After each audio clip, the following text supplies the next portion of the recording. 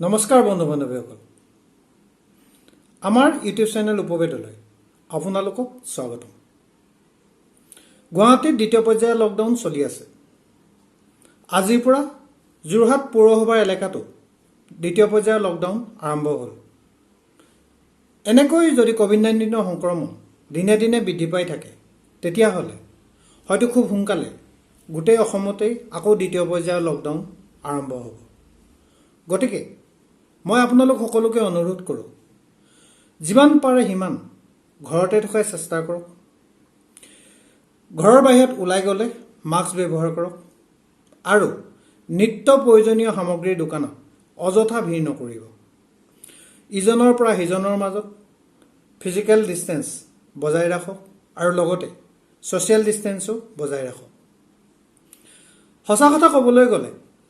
social distance আৰু physical distance দুয়োটা একেটা মুদ্ৰাৰে ইপিঠি সিপিঠি বহুতেই কৈ আছে কোভিড-19 একো ভয়ংকৰ নহয় ইয়াক ভয়ংকৰ কৰা হৈছে কোভিড-19ক এক লৈ এক ৰাজনীতি কৰি থকা হৈছে কোভিড-19 এক হক্স অৰ্থাৎ এক প্ৰহসন ইত্যাদি ইত্যাদি আপোনালোকেও এনেকুৱা ধৰণৰ ভুল ব্যাখ্যা শুনি ভুল পথে পৰিচালিত হৈছে নেকি আৰু যদি পৰিচালিত হৈছে তেতিয়াহ'লে তেন্তে আপোনালোকে মূৰ্খামি কৰাৰ বাদে অন্য একোৱেই কৰা নাই কোভিড-19 এটা বহুত সংক্ৰামক ৰোগ যাৰ মৰ্টেলিটি ৰেট বহুত কম অৰ্থাৎ কোভিড-19ৰ ইনফেক্টিভিটি বহুত বেছি কিন্তু মৰ্টেলিটি ৰেট কম এই ক্ষেত্ৰত বহুত কণ্ডিশ্যন ডিপেণ্ড কৰে আৰু এই ক্ষেত্ৰত আমি বহুত কথা চালি জাৰিও চাবলগীয়া হয় বিশেষকৈ পজিটিভ হোৱা পেচেণ্টৰ এজ আৰু যিটো এৰিয়াত ইনফেকশ্যন হৈছে সেইটো এৰিয়াৰ ভৌগোলিক অৱস্থা ইত্যাদি ইত্যাদি অসমত এতিয়ালৈকে যিমান লোক আক্ৰান্ত হৈছে তাৰ 80% লোকৰে বয়স 50 বছৰৰ তলত গতিকে এইসকল লোক কোভিড-19ত আক্ৰান্ত হৈ মৃত্যু হোৱাটো বাদেই তেওঁলোকৰ গাত কোভিড-19 ৰোগৰ সংক্ৰমণৰ কোনো লক্ষণেই দেখা নিদিব বা নিদিয়ে যদি আয়ুৰ্বেদৰ দৃষ্টিকোণৰ পৰাও চোৱা যায় তেন্তে আমি সেই একে উত্তৰেই পাম আয়ুৰ্বেদৰ মতে অসমখন হৈছে এক অনুপ দেশ অৰ্থাৎ অসমত গছ-বন হাবি নদী বিল ইত্যাদিৰ পৰিমাণ বহুত বেছি গতিকে আয়ুৰ্বেদে অসমক অনুপ দেশ হিচাপে অভিহিত কৰিছে সেয়েহে আমাৰ অসমত বায়ু আৰু কফজনিত ৰোগৰ প্ৰাদুৰ্ভাৱ বহুত বেছি হয় অৰ্থাৎ শ্বাস-প্ৰশ্বাসজনিত ৰোগৰ প্ৰাদুৰ্ভাৱ অসমত বহুত বেছি আৰু সেয়েহে আমাৰ অসমৰ লোকসকলৰ মাজত এনেকুৱা ধৰণৰ কোভিড-19ৰ নিচিনা শ্বাস-প্ৰশ্বাসজনিত ৰোগৰ প্ৰাদুৰ্ভাৱ আগৰ পৰাই বেছি আৰু সংক্ৰমণো খুব সোনকালে হয় আৰু ইয়াৰ প্ৰতি এটা জন্মগত হাৰ্ড ইমিউনিটি আমাৰ সকলোৰে দেহত আছে সেয়েহে আমাৰ অসমত কোভিড-19ৰ এচিম্পটমেটিক ৰোগীৰ পৰিমাণ বৃদ্ধি হোৱাটো একো ডাঙৰ কথা নহয় আৰু যদি এনেকৈ আমি যদি কোনো ছ'চিয়েল ডিষ্টেন্স মেইনটেইন নকৰোঁ বা কোনো ধৰণৰ মাস্ক বা তেনেকুৱা ধৰণৰ যদি সাৱধানতা অৱলম্বন নকৰোঁ খুব সোনকালে কোভিড-19 অসমত ভয়ংকৰ ৰূপ ল'ব এতিয়াও অসমত কোভিড-19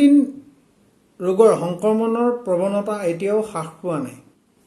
যদি আমি খুব সোনকালে এই কোভিড-19 সংক্ৰমণৰ চেইনডাল যদি এতিয়াই ভাঙি দিব নোৱাৰোঁ তেতিয়াহ'লে খুব সোনকালে অসম এক ভয়ংকৰ পৰিস্থিতিৰ মাজলৈ গুচি যাব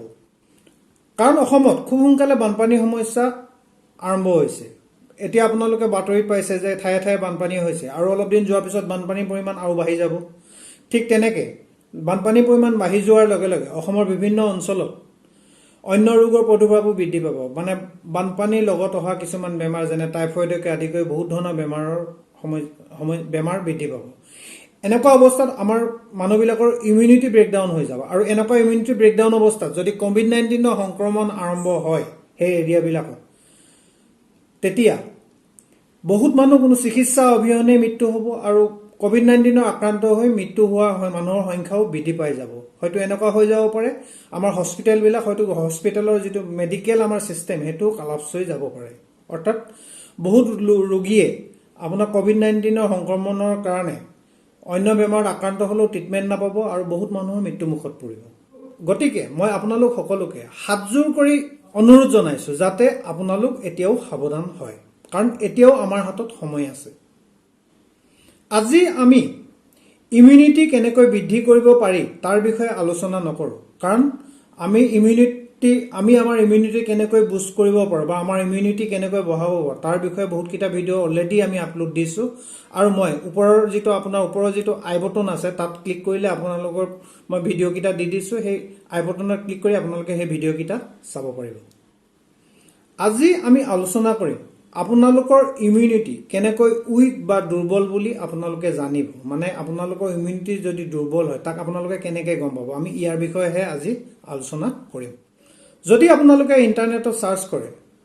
উইক ইমিউনিটিৰ বিষয়ে যদি সাৰ্চ কৰে তেতিয়া দেখিব যে যদি ইমিউনিটি উইক হয় তেতিয়া ঘনে ঘনে পেচাব লাগিব ঘনে ঘনে খুব ঠাণ্ডা লাগিব